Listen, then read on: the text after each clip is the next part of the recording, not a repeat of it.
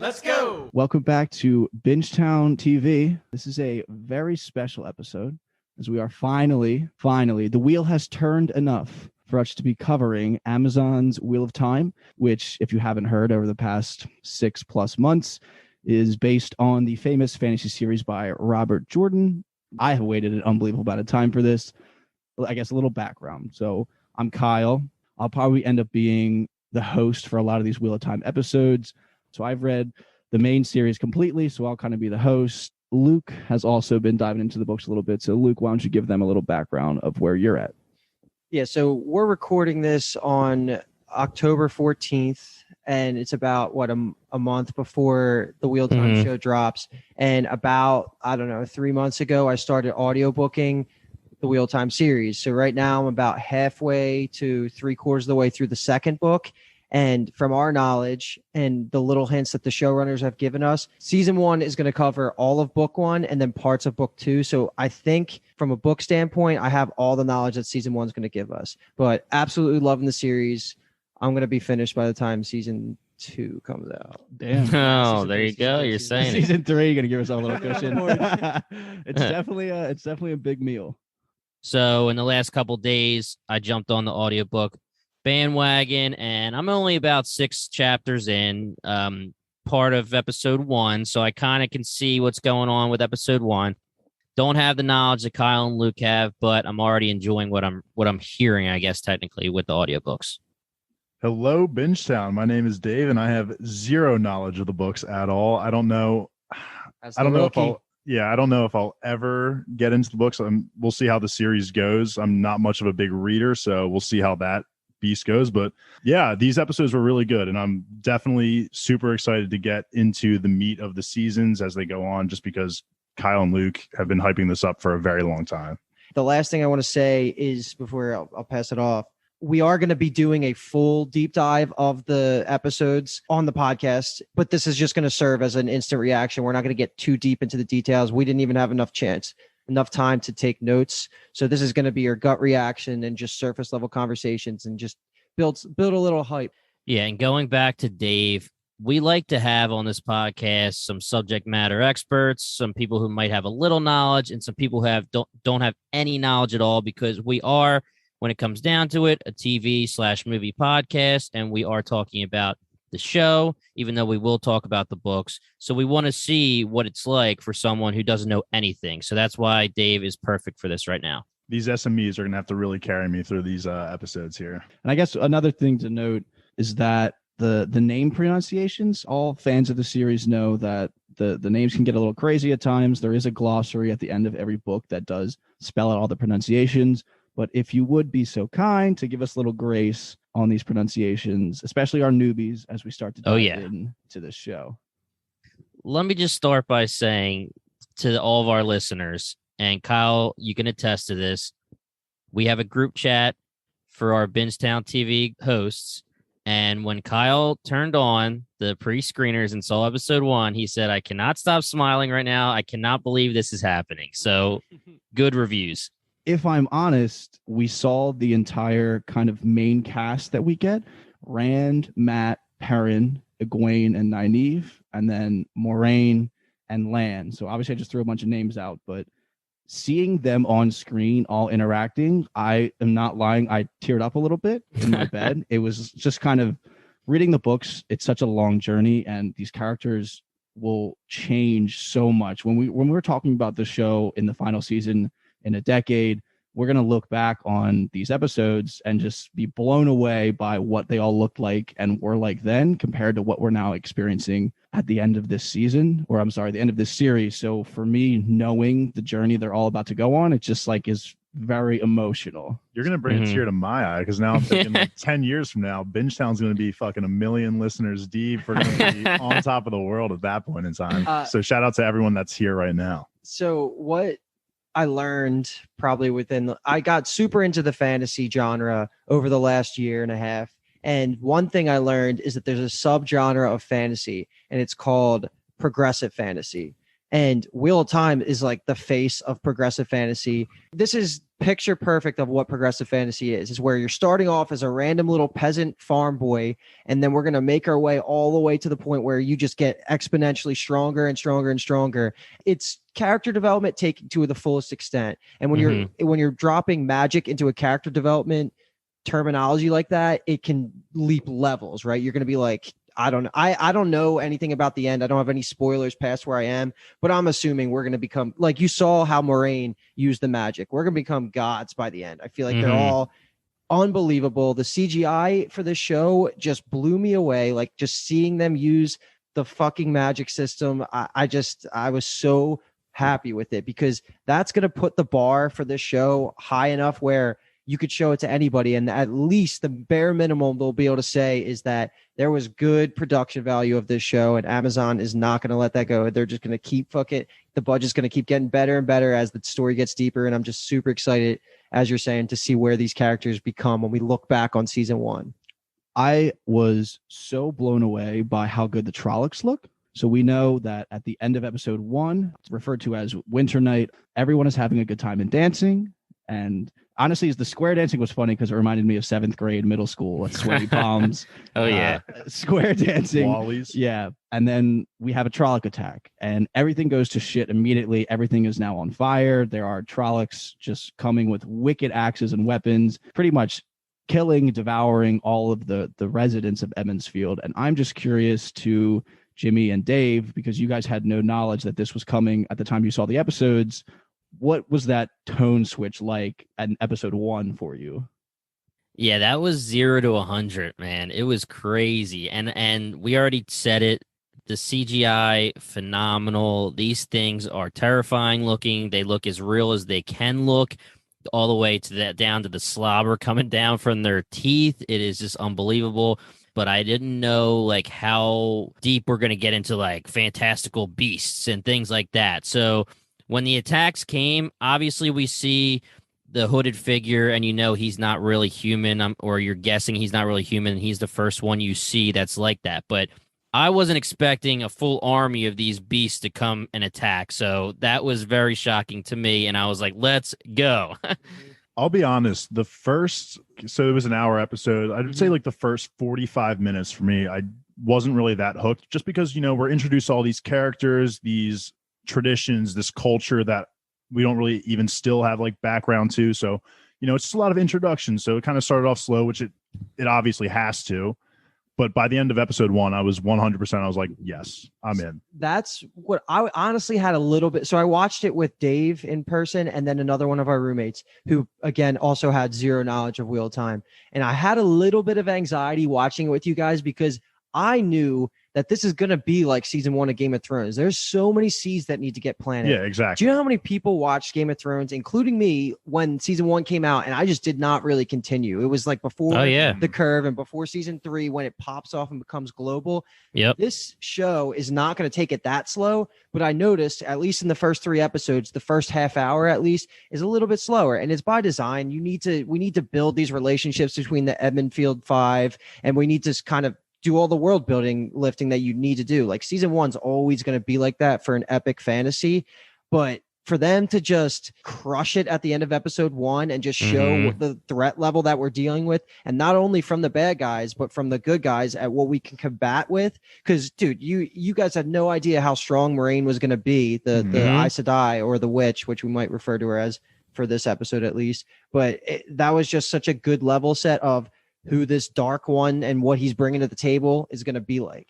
And maybe it felt a little slower just because, at least from what you guys were telling me, there's going to be magic, there's going to be some twist in that regard. But these characters start off as literal peasants. Like, excluding the first scene, which is when the Aes Sedai kill that guy. Besides that, it's just all farm work. It's like you don't really see any magic, anything. So it feels a lot longer than it actually is. The first book of Wheel of Time is called Eye of the World, which is, like Luke had mentioned earlier, a lot of the season will be based off of. And it is kind of made in the Tolkien mold, because in the 90s, it was kind of an easy marketing tactic to start writing books because everyone was kind of looking a little bit for the next Lord of the Rings. It was an easy style and structure for fans to kind of latch onto. So a lot of the first book in the early Wheel of Time is following that magical person, Gandalf, Moraine, come to the village, find a peasant who has never been outside of their village in their entire lives. And explain eventually that they're like a chosen one. Yeah, they have this destiny they need to fulfill. They have some mission that they didn't know was a thing until today. And now they have to go as far as they've ever been from their home in their entire lives. And they have all of this responsibility thrusted on them with unbelievable danger on their heels that basically they thought was just myth and nightmare, which has now come alive to them. It's just so crazy when you're presented that opportunity, when you've just lived this simple life for so long, and then all of a sudden one person shows up who you know isn't really that trustworthy because it seemed like people are against the Aes Sedai, or at least they have a negative reputation. And then for them to tell you all this stuff and that you have to follow this person that you don't fully trust, it's like, how do you go through with that? And I love that conflict that they brought in episode 2 with, I think it was Rand, who was like, I'm not following you. Like, who the fuck are you? Yeah. And Kyle, let me ask you this question as someone who's just starting to read the books. You can tell in the books that she comes in more as a stranger, but they think she's like a lady and they're kind of looking up to her and saying like, oh my gosh, what is she doing here? She's like from a fairy tale. But when episode 1 happens and she walks in the room, everyone's like, oh shit. That change is by design because of moving to the medium of television. So it's funny that we talked about how maybe like 3/4 of episode 1 is a little slow because they have to establish everything. Well, the books themselves are slower than that. Right. In the sense that Moraine and Lan, like that whole scene the epic scene we see at the end of episode 1 where she's throwing bricks and she's twisting all of these Trollocs up and the lightning, that is all off-screened in the books. We get the aftermath of it. Right. And she comes in somewhat under an alias. It's not as brazen as her and Lan kicking down the door basically at the Wine Spring Inn and being like, hey, here's my Aes Sedai ring, like get me a stable and a bed.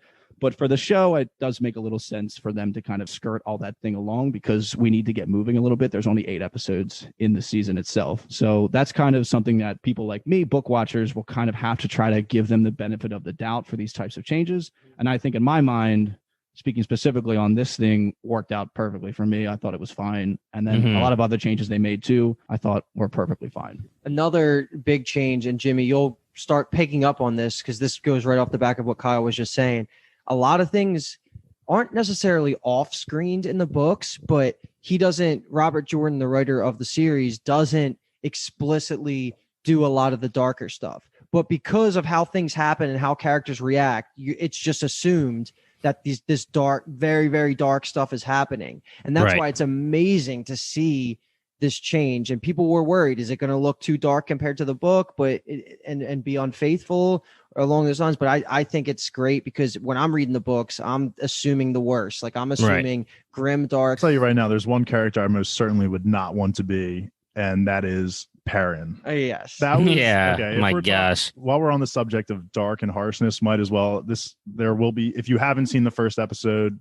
Well, you should stop listening to the podcast. Yeah, right. Yeah. Okay. We'll put that out there. But at that moment specifically is actually what sold the show to me because, we've seen like magic battles like that to that caliber in certain shows, but it's those individual deaths and twists that make a series.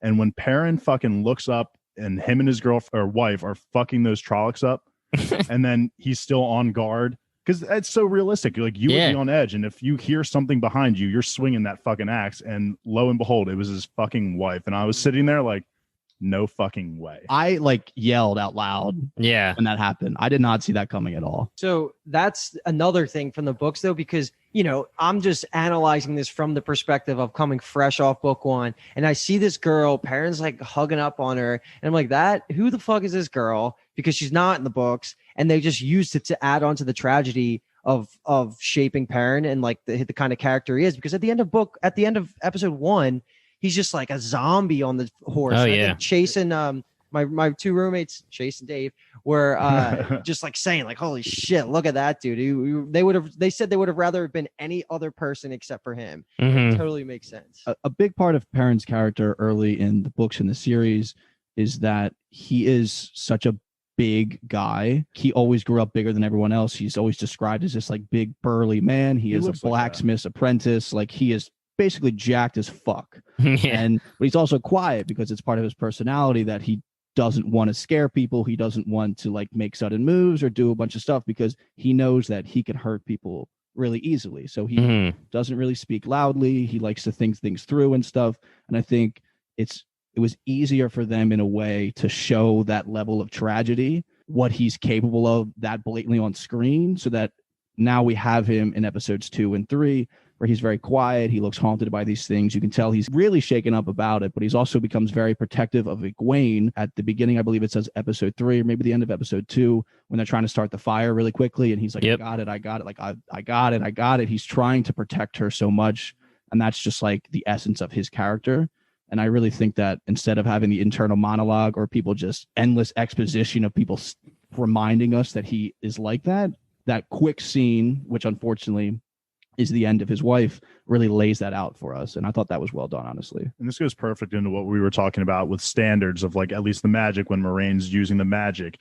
It just sets the standards like no one is safe, really, which is what we loved personally. What I loved most about Game of Thrones, those kinds of shows, is like if you set that standard of no one is safe, I'm in. Just keep me on the edge of my seat. Let me know that everyone's life is always at risk, no matter who it is. There's no MC armor, you know? So as much as I love Perrin is actually my favorite character from the entire series. So that's a little bit of a spoiler alert, I guess, that he's just a beast. That's my boy. I love him to death. But we can move on to someone we haven't really mentioned a lot for this instant reaction, and that's Matt.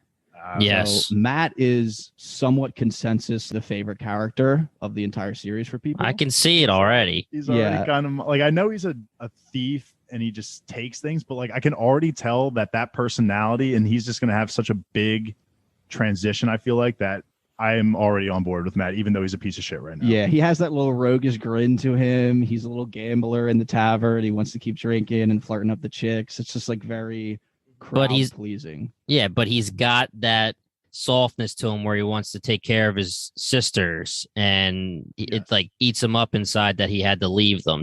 Kyle, actually, when we talk about Wheel of Time holistically and the book series as a whole, and he's not going to ever give me spoilers or anything like that, but he does always mention that he thinks Matt's going to become my favorite character.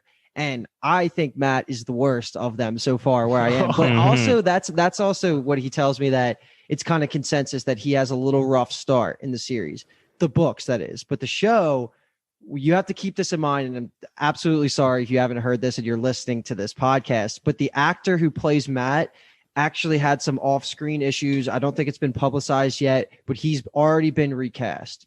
And theories, they're flying around. But whatever it is, just don't get super attached to his face. And it sucks because I liked him so far. I'm watching the whole time. I'm like, I don't love this guy. I'm convincing myself. I know. The actor. But the actor, he did a good job. And he did really well. His story is cool. And Kyle, remind me if this is true or not, but are the sisters made up?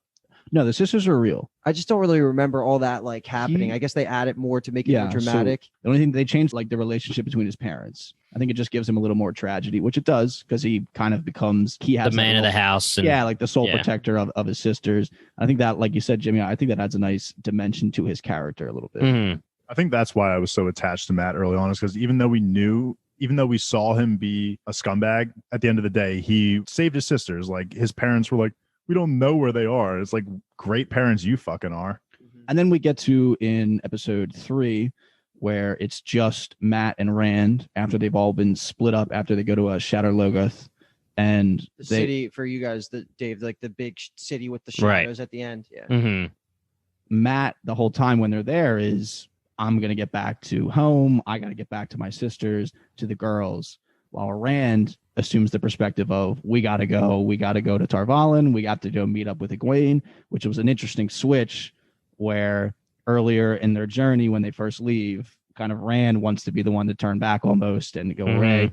And then shit hits the fan one time, and Matt is like, that we got to go back home. Like, I got to go see the girls. So I thought that was interesting. And I want to clarify one other thing, because something I noticed pretty explicitly in the show is they constantly refer to the city of Tarvalin as the White Tower. Yeah. Which is just like and I don't even really know that. Is the White Tower just where all the witches, the Aes Sedai train, right? Like that's like their home base within the city. Mm-hmm. They constantly say White Tower in the show. So whenever we say Tarvalin, because they use that way more liberally in the book, it's the same thing. Like the whole journey that when they leave the Emmons Field, the village that they started in, is to go there and bring who they think this prophecy is about to the witches and keep them safe and mature and stuff like that. So the White Tower is probably what most people who haven't read the books is going to recognize that as. Most sounds like as a Witcher fan, it's like Kaer Morhen for the Witchers, kind of. Exactly, just, it's the like home that. base. Yeah. Kaer Morhen would be the White Tower, and then the city is just like a huge base around it. Got it. Like enormous, like Game of Thrones level big. Elantris. Yeah.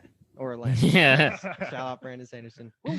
All right, so Kyle/Luke, but you can't answer this question for me, but I just need to know, man. Like, is Roose Bolton going to come back and do some more to the story? I mean, you can't answer it, but Roose Bolton's the man, and we got a little action from Tam. I was impressed with our first 3 episodes with him, but obviously it seems like they left him behind. I don't think this is too much of a spoiler to answer that question. Tam does have more influence on the story as we go on. I don't think it's crazy to even say that now. I mean, he is the father of one of the main characters. Right. All of their parents impact the story at some point. There's one thing about Wheel of Time is that every time you meet a character and you get their name, there's a chance that they're going to come back into the story and play some type of role, no matter how big or small they are. People just kind of constantly, in the terminology of the series, get woven back into it. So everyone kind of has their own little small part to play. And a lot of these characters that we've met in these first 3 episodes are going to consistently make an impact throughout the whole story. And let's jump off of that into Rand. Tell me what you guys thought about him as a character. To be honest, I was just thinking about this. I love all the characters, to be honest, which is, I feel like, rare for me, particularly because that really dictates how a show is going to be. I know that's not totally accurate, but I fell in love with, I was looking at my list of characters right here, and I'm just like, there's not a single person on here that I'm like, fuck that person. Like, I hate them. You know, everyone was great. I think, to me, it seems like Rand is almost the MC so far. Like, he's almost the guy within the 5 of them traveling. But I think overall he was a great character. I think he just has a lot to go. Like, there's a long way to go. He is also kind of the loudest, not proponent, because that's actually the opposite word that I'm looking for, but he's the one that rails against Moiraine the most. Yeah. He's definitely the most vocal out of all the characters, that we don't know what the fuck's going on. Like, why are we just trusting these people immediately? Yep. So that's why it kind of gives him a lot of focus, I think, in the beginning, because he is the loudest dissenting voice of everyone. He was me. I mean, and like I said earlier, if I'm forced to trust this woman, like, you know, I would be that person that's like, I'm not going with you. Like, why do I have to trust you? And he was that for me. Yes. Okay. So one thing I wanted to make sure that I said was where I've gotten in the book, like what I've read since I've watched these, the 3 episodes, like a week and a half, 2 weeks ago, whenever we got the pre-screeners, like where I got into the book, I appreciate how those interactions with Rand and Moiraine went so much more because of stuff that happens in the future. And like the writers knew this when they were writing the show. And I was like, damn, I was a little weirded out by it when it happened in the episode, but it makes so much more sense where the story is going to go. And I think that was great. And I don't know, it's going to be a huge swirl, but Rand acting that way and you guys picking up on that, it makes me happy that they're doing the job that I didn't think they wanted to do, but they actually definitely did. And it was good. And Kyle, we might want to wait and talk about this during the deep dive, because I do see a similar situation where there's a little bit of a difference between the book and the show, and it might just be like turbo drive, just getting us where we need to be. But I did really enjoy how the show pretty much right from the start cemented Egwene and Rand as an actual couple, and it shows on screen the pain that they're feeling, the joy for a second, the loathing, like the selfishness. It's jumping all over the place throughout the 3 episodes, and it's what you would feel as a lover, or, you know, as someone who loves the other person. And, you know, I thought there was first watching the episode, I was like, okay, I hope, and I don't think it's going to happen, but there's like a chance that Rand could just be like the vanilla main character who's just going to be like the chosen one. And because I don't know anything better, but I thought they did a really good job in these first 3 episodes, giving him his own personality and character, just cementing him with Egwene. Rand and Egwene have a very complicated relationship in the series, and I agree with you. They did a really good job of bringing out all of that emotion in these first 3 episodes, because I mean, episode 1, they bang in the episode. Right. And then episode 2-ish, they start to kind of drift apart. And then we get to 3 and they're literally physically apart. And you see how the impact it has on Rand, especially. So I agree. I think they did a really good job of that. It's definitely really more romantic in the show. Yeah. Than it ever is in the books. But a part of that is also that they age the characters up in the That's show. what I was going to ask. Older. Yeah, they're in the books, they're a little younger. I think Egwene might even be like 15 or 16. So this is like Rand's a Game of Thrones 17. thing. Yeah. So it's So like nice that they're older. We can get into a little bit more romantic stuff like that. We can get into kind of those more adult-ish themes, which I think will be a good benefit to the show, to attracting a lot better, or not even better, but just a more general audience as well. Yeah, I mean, like Game of Thrones, they're acting like Daenerys is an adult, but in the book she was like 13 in season 1 technically, or something like that. And the show is much better for it. Right, exactly. So speaking, I guess, of Egwene, we haven't talked about her much. There's much more to her character than just being Rand's side piece. Oh, yeah. She is clearly very strong-willed. We even see her in episode 2. She starts to not develop the gift, but Moiraine tells her that, hey, you can channel the way that I channel. You can use the one power. I can teach you how to be an Aes Sedai like me. And I'm curious of what you two thought of that from the get-go of, we've seen Moiraine kick fucking ass episode 1. Oh, yeah. And then we see kind of Egwene's reaction to the whole Trolloc attack, where she's running around with Nynaeve. She's completely shell-shocked. She's crying. She's freaking out almost. And then episode 2, almost right after that, the next day, we learn that Egwene could eventually become like Moiraine was that night. So what do you feel about that? I think the one thing that I will say, starting with episode 1, was I was a little bit confused when it came to the braid thing. Like, I was actually thinking when I was watching that she was becoming an Aes Sedai. Like, not that I knew that word, but I was assuming that braid and they pushed her off the edge meant like, you are becoming one of the people that can use the magic, not just a situation where when you become an adult as a woman in that town or whatever village, you get the braid. That's how it is in the books, right? That's exactly what it was. Yeah. And it's funny that you said that, because Dave actually said that. I don't even know if you remember this, but you were confused a little bit about the braid too after we were just like walking around the house talking. And that's exactly what it is. It has nothing to do with the magic of the Aes Sedai. It's about becoming a woman. And let's also clarify real quick on the title. What's happening in the beginning is Nynaeve, who is one of our other main characters that we haven't gotten to talk about yet, is she's the one who pushes Egwene off the cliff and to test her to becoming a real woman and all that. So Nynaeve's role in the village it's called a wisdom. And from my understanding, if you're a Game of Thrones fan, the wisdom is like a semi-similar title to Maester. Yeah.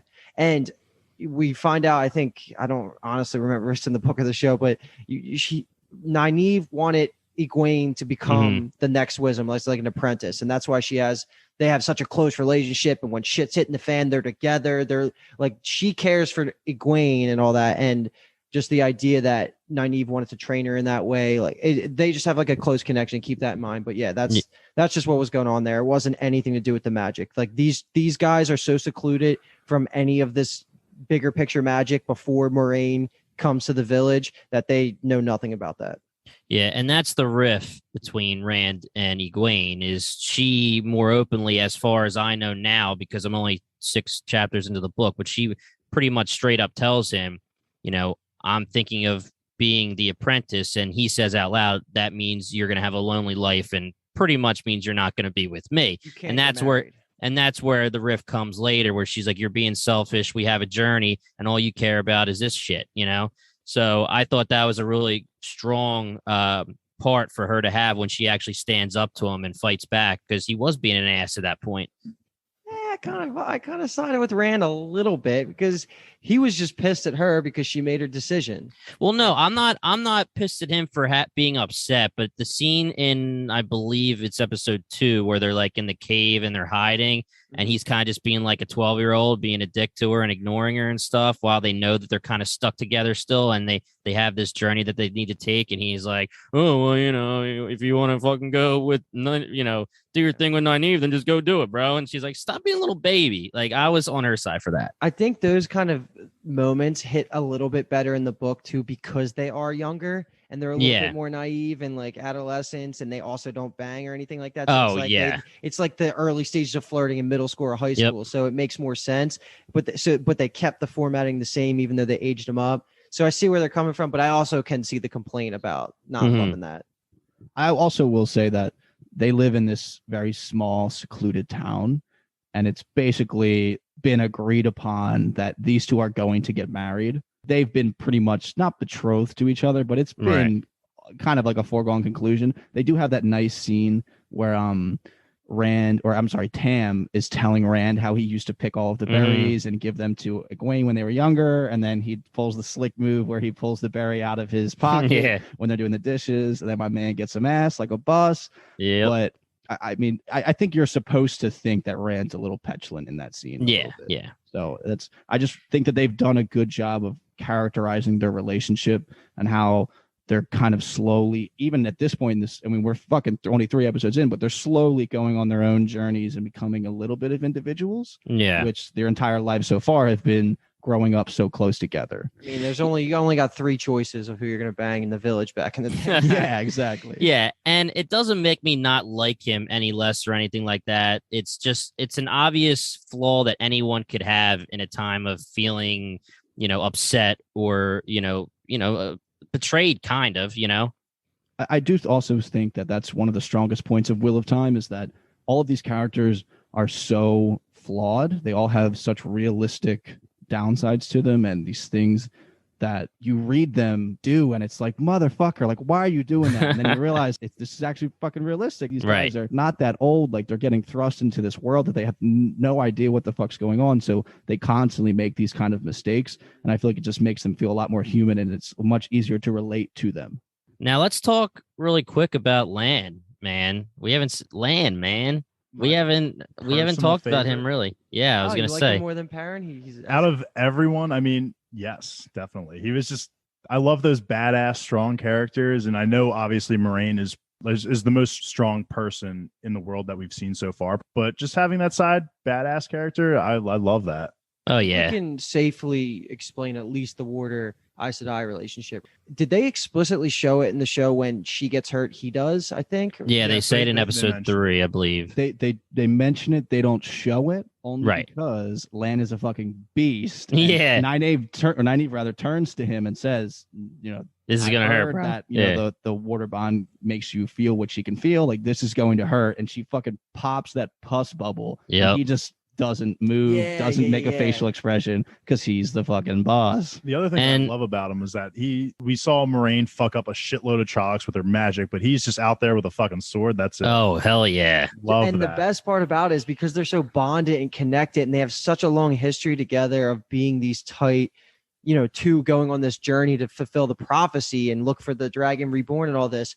When they do the fight scene at the end and she's just doing the magic, she's just kind of like moving her head out of the way and he's coming from behind her and swinging the sword. Like, how connected they are is just everything I imagined in the book, and more. Like, it was just so good to see it, because we're in the age of TV right now, like the golden age of TV, and we're seeing the cinematography, the freaking like how detailed the swords themselves are. Like, just everything about it is so cool, and I'm all in on anytime Lan's on the screen because he's just such a badass. So, Kyle and Luke, let me ask you this question. Do you think they'll bring it into play in the show, the fact that in the books they talk about how he's pretty much like camouflaged all the time with his robes? I just think that they'll never bring up that they're camouflaged robes because it's not practical to do it in the TV show. That money is better used in other places. But just for a little bit of context, in the books, warders have cloaks that basically they're called color shifting cloaks. It almost looks like you're seeing through them when they wear them. They reflect light kind of in such a way that they almost seem somewhat invisible. They mention a lot when they talk about it is that people feel like a little nauseous almost if you stare at them for too long, because it fucks with your vision so much that you start to feel whack. But it's just not, I would say, worth. Obviously, they have fucking oodles of cash. But I have a feeling it'll just be one of those things where they're like, "Holy shit, where'd you come from, bro?" Like. Yeah, and it's just not. I don't think it's just not worth it. Yeah, Luke, I think it was you brought up the fact that we're talking about. Well, like Kyle said it, I think, with Egwene, where we're talking about the fact that now that she's finding out she can use, it's called the One Power. Yes. Yeah, she may be able to use the one power, and we're already starting to see glimpses of it. And Moraine explains, that she doesn't have to be a wisdom. She's using the one power. She's just using it in a certain way. So should we assume that at some point Nynaeve's going to be a freaking badass with the one power too, or? Moraine does explain it to Gawain how they have what it's called in the Two Rivers. They talk to it about. I don't remember exactly if it's speaking to the wind, or listening to the wind, to the wind. And she tells her that that's not you guys just being weird. Like that is you guys using the one power. Right. And you do find out that we even see a clip where Nynaeve is teaching her Gawain this is how to do it. So that's kind of like a subtle hint that Nynaeve can also do it. I don't think that's a spoiler to say that. Cool. That's what I figured. I really like that twist, though, to Nynaeve. How do you pronounce it?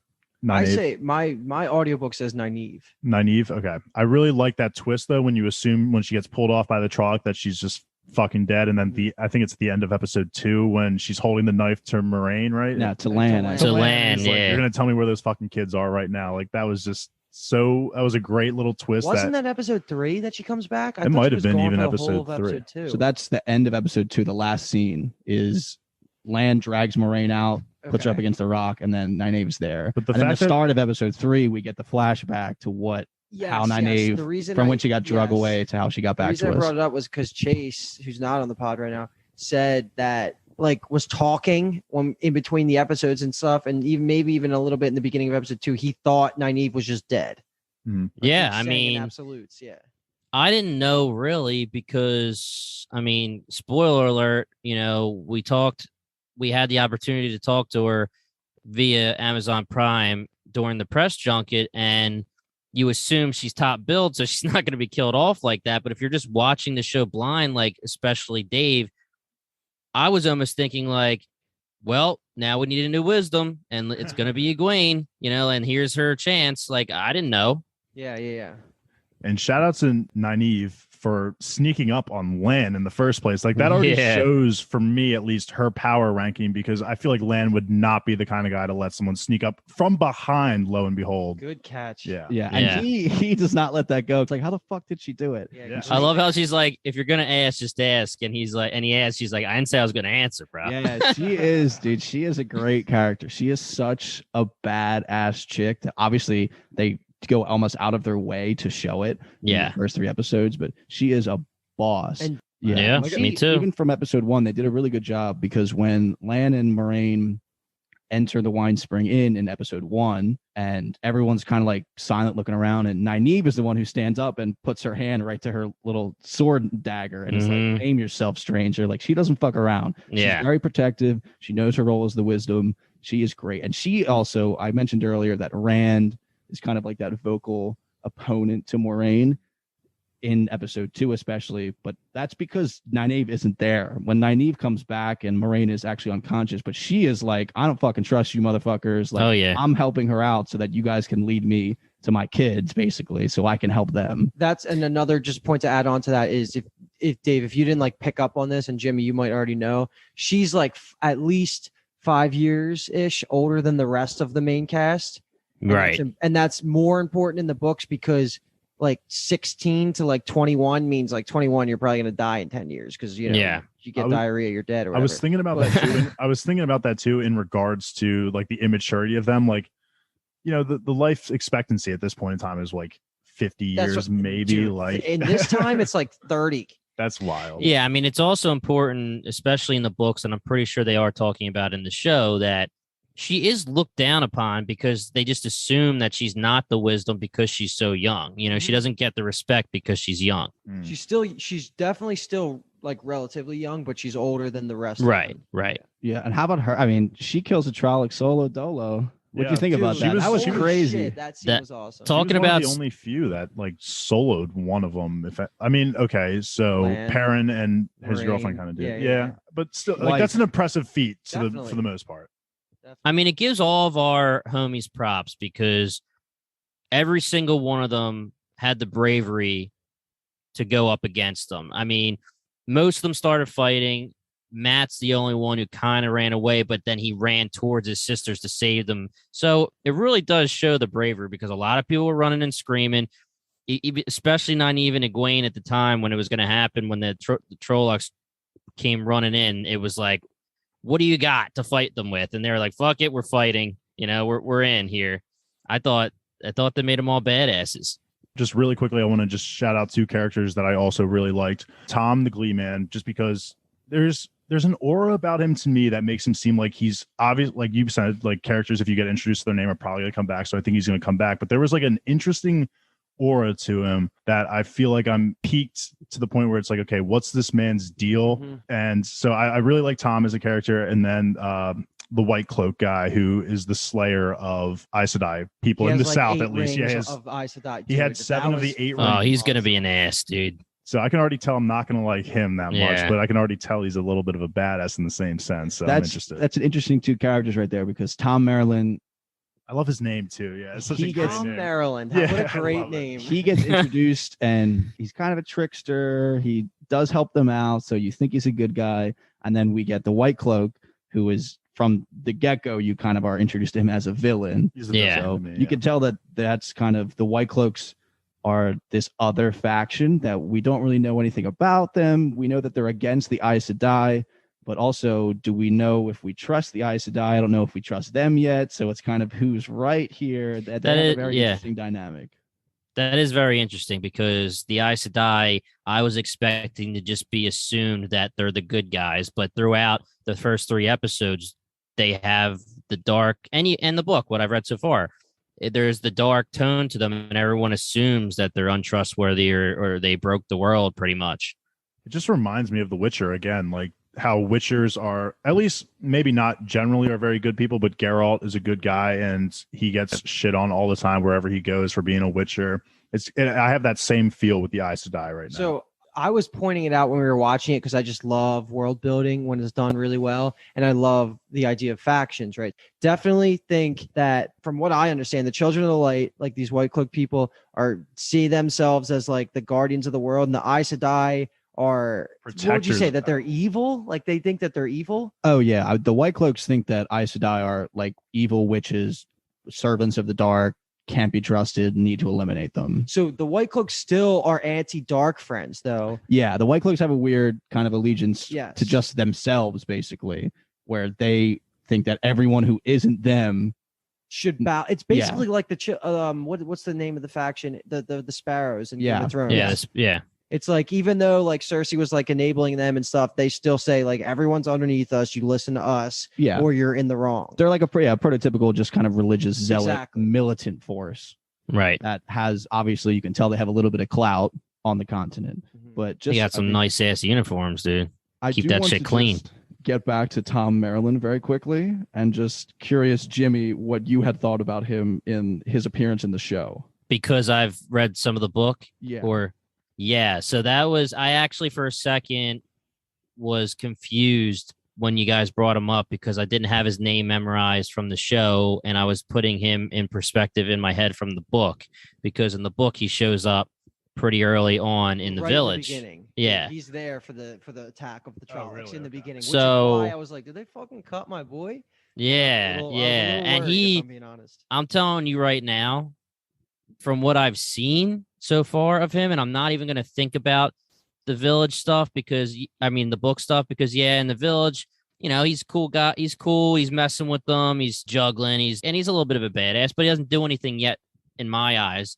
So seeing him in the show, I can feel like I might think he's one of my favorite characters based on what I've seen already, like straight up. I'm in the same boat, Jimmy. And he does have, if I'm not mistaken, our first and only, I think, human on human kill in the first 3 episodes. And it was awesome. Yeah, every other death happens to a shadow spawn. It happens to a Trolloc, essentially. Right. And Tom is the only person that kills a person. Second, technically Perrin. Oh my god! Oh yeah, accidentally true. Though, totally accidental. Yeah. This is a good Carnival Row throwback for Kyle and Jimmy. What I pictured before I even looks saw like him. Yeah, dude. I thought it was so when I'm reading the book and stuff, and I picture Tom Maryland, I picture a little bit older than the character and a little bit more white. And he always says he's got like he blows out his mustache and stuff. So I thought he was more like the guy that teaches. I forget his name. That teaches Jonas. Yep. The little dudes. Yeah, I literally the little dudes. In my head as Tom Maryland. Do you know 100%. And like he doesn't, he kind of looks like him. from Carnival Row. He's got the little imps. He's the one. Little who dudes. teaches Jonas. And Yeah. He's kind of I thought he was. Laura Layla. Yeah. He had some really cool parts in just a little bit of time where he's interacting with Rand and Matt, and you could see that he's a trickster. He has the quick hands. He steals the coin, but you can also tell he's a really good guy based on the scene with Matt and the dead body, and he explains who that person is. He also steps into a bit of a role that Moiraine not purposely vacates, and where Moiraine and Lan are these two people that come in and know basically everything about the world, and our Evansfield 5 don't know shit once they leave the village. And now Tom is kind of has Matt and Rand, and now they can kind of see him almost as a mentor, or at least at the very least a guide to what the fuck is going on, because they don't know where they are. They don't know what happens if they go west, if they go east. So he is definitely a good person for them at the end of episode 3 to tag along with. Speaking of, really quickly, that episode 3 ending was wild. We got introduced to this guy who just claims to be the Dragon Reborn, and I'm just sitting here like I have to wait a month and a half for this. Like, come on. Like, I just wanted to pitch that in just because I really enjoyed that season 3. It's true, man. It was a banger. Episode 3. We haven't really mentioned the idea of the dragon and stuff, and like who it actually is and what they're leading you to believe and what you guys think. But I think we're going to save most of that talk for the actual deep dive. But just Rand, it's just such a cool concept of the idea of just, the wheel of time starts to become not literal, but like kind of literal. Like it's a wheel that it's reincarnation of this essence of a person who's going to be chosen to fight the evil shadow, who's also, going through these reincarnations. And I just can't wait to see how to see like if they're going to make it obvious, if they're going to try and play the mystery game for new fans and stuff like that. But whatever they end up doing, I'm buying into it. And just the idea of whoever's going to be going face to face with the Dark One, because there was one moment where you see Rand having a dream, and I think it's the first flash of the Dark One, like with the fire in his eyes and stuff. And then right there out loud, I think it was like Chase is like, oh, so like obviously it's him. And then like a second later, they Rand all saw wakes it. up, and they're all like, well, I dreamt it too. And then Chase is like, okay, well that died. Yeah. Also, they have Perrin has a dream as well, and Perrin wakes up in the bed and he's walking down the hallway, and he like flashes between him and the Dark One. Yep. And then he flashes back to Perrin and he walks out. So they're all kind of having these dreams. Dude, you know what I mean? And Moraine's like, if you see him again, you let me know. Tell me. Yeah, exactly. that scene was actually like scary. Like I felt like for a second I was watching like the Haunting of Hill House right there when he was Parents' Dream? Yeah, Parents' Dream. Oh, yeah, dude, we were facing some hardship over here at our house. That was right when the video started buffering, and we had to like pause for like 15 minutes because it couldn't get to load, and we were freaking out. I'm literally screaming at Luke. I'm like, get this thing to fucking work, because I know something huge is about to just happen, and I'm like, if I'm watching that episode by myself, I'm definitely shitting a brick a little bit. I'm just terrified. It was scary. It was loud, and he was like ferocious. He looks like he's going to be great. And Luke, you're talking about the literal wheel of time. I'm sure we're going to get into this more during the deep dive. But for the two of you, were you expecting to see the prologue for the book 1 on screen, the first chapter? I honestly, until this exact moment, didn't remember that they forgot the prologue, because the prologue is so important. But how I see it is they'll probably just do it in either like a vision or a cold opening at some point, maybe even in the finale episode, or they could end the season with it. But that part, I don't even know much about it, but I know it's going to be incredibly freaking important. But yeah, like you're saying, it's the reincarnation, and at the end of the prologue, he says, you're not going to get away so easily. I'll see you again, Yeah.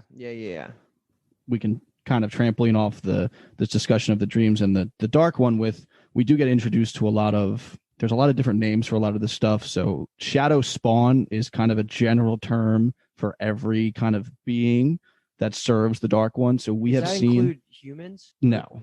The short answer is no. Comparable to like an orc in Lord of the Rings, like kind of that. Call it in the show the Eyeless. It's also a Fade or a Half Man. Like they're all the same name for that kind of creature. And then there's the Trollocs, who are just like the foot soldiers that you saw all over the episode, and they're shadow spawn. We've been introduced so far in these 3 episodes to 2 forms of shadow spawn. So we've seen the Trollocs, which are kind of those half human-ish, half like dog, wolf, goat, everything, fucking thing under the planet. Scary as fuck. And then we have the Lord Voldemort looking motherfucker who goes by, they call him both a Fade and an Eyeless. So that's a common theme throughout a lot of the show, is that things have a lot of different names. A lot of different cultures refer to different things and myths like this in different ways. But for the most part, they'll talk about them as Fades and Eyeless. Eyeless is fairly obvious because they have no eyes.